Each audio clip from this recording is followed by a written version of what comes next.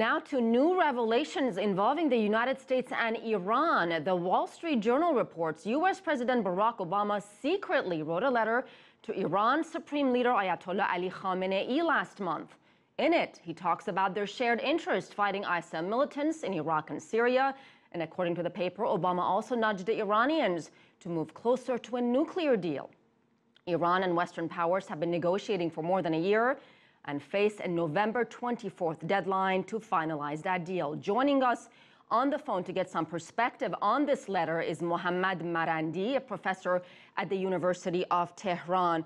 Mr. Marandi, thank you so much for joining us. Thank you. So what are your thoughts on this letter? If in fact it's true that President Obama wrote a secret letter to Iran's Supreme Leader, what kind of reaction would that get in Iran? And do you think this happened? I don't see any reason why it shouldn't be true. But I think the most important thing that has resulted in this letter is probably the fact that the United States has been pursuing a very misguided policy in the region by supporting regimes that export extremism, especially Wahhabism. These oil-rich Arab regimes have their policies, and their alliance with the United States has brought about the rise of groups like ISIL. And it is devastating the region, both in North Africa as well as West Asia. And this was a monster that many in the past thought was controllable, but now it seems it's out of control. And it seems that the United States has finally recognized that it needs Iran desperately in order to contain this catastrophe. And also I think it's time the United States is gradually perhaps recognizing that its alliance with some of these regimes is backfiring. So, Professor Marandi, clearly the Obama administration, if this report is true, has reached out to Iran.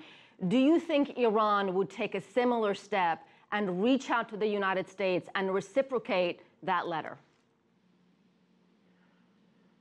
Well, I think the Iranians really want to see what the Americans are going to do at the negotiating table, especially in the coming days in Oman.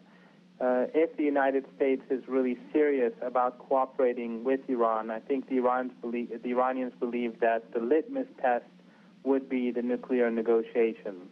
So if the United States becomes more realistic and rational in its approach towards Iran and recognizes Iran's nuclear program and Iran's right to enrichment within the framework of international law, then I think the Iranians will be willing to become more flexible in order to build trust, and that would provide the opportunity for improved relations. Of course, the differences between Iran and the United States are very immense. Iran has many historical grievances, and Iran opposes American support for what Iran believes to be an apartheid regime in Palestine. But there are opportunities at hand, and I think for the Iranians it really depends on what the Americans do in Oman. All right, we shall see. Dr. Mohammad Marandi, professor at University of Tehran, joining us on the phone. Thank you very much.